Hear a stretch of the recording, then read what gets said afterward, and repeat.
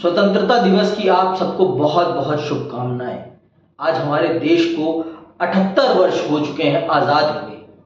क्या हम सचमुच आज़ाद हो चुके हैं? क्या हमने सचमुच अपने देश को वो आज़ादी दिलाई जिस आज़ादी का हमने ख्वाब देखा था?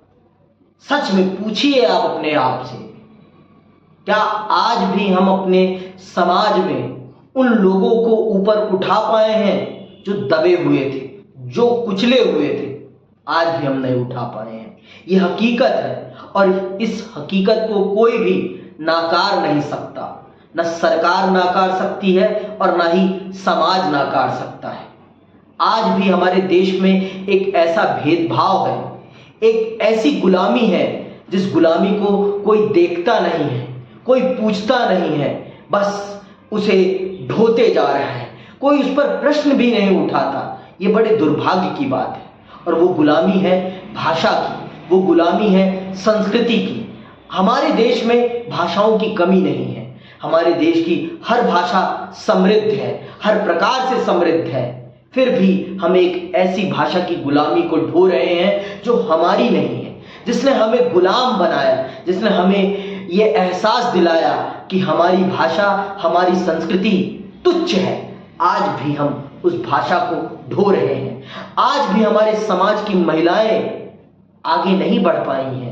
आज भी उनको बंधनों में जकड़ दिया जाता है अगर वो आज़ाद होना चाहती हैं तो। आज भी उनकी स्वतंत्रता का एक ही पैमाना है कि तुम अपने घर जाओ, जो करना है वो करो।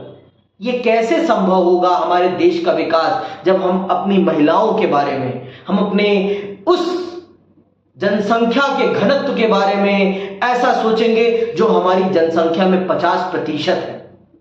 जब तक हमारी सोच में परिवर्तन नहीं आएगा तब तक इस देश में परिवर्तन नहीं आ सकता। और इस देश का परिवर्तन तभी संभव है जब इस देश का जो पुरुष है वो बदलेगा और उसकी मानसिकता बदलेगी। जब तक उसकी मानसिकता नहीं बदलेगी तब तक इस देश का कोई विकास संभव नहीं है। आप कितना भी विकास कर लें, लेकिन जब आपके देश में आपकी माँ, बहन, बेटी सुरक्षित नहीं रहेगी तो उस विकास का कोई अर्थ नहीं बनता। वो विकास शून्य हो जाता है। इसीलिए मैं आपसे कहता हूं, अपनी सोच बदलिए, अपनी सोच को एक कदम आगे बढ़ाइए। और ये सोच तब बदलेगी जब हम अपनी संस्कृति को पढ़ेंगे, जब हम अपनी संस्कृति में पढ़ेंगे। हम अगर दूसरों की संस्कृति में पढ़ेंगे तो हम महिलाओं को सिर्फ एक वस्तु ही समझेंगे। हमें अपनी संस्कृति में पढ़ना है, क्योंकि हमारी संस्कृति हमारी बहन, माँ, बेटी को देवी का दर्जा देती है और उन्हें घर की लक्ष्मी कहती है।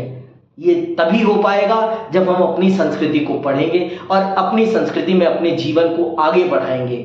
और जब तक ये संभव नहीं है, जब तक हम परिवर्तन को स्वीकार नहीं करते, आज हम अंग्रेजी को आधुनिकता का जो मापदंड माने बैठे हैं, ये बर्बादी का एक बड़ा लक्षण है।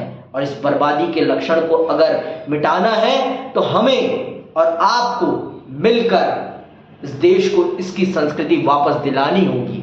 मैं इसी के साथ आप सबको पुनः स्वतंत्रता दिवस की हार्दिक शुभकामनाएं देता हूं और मैं विदा लेता हूं। जय हिंद, जय भारत।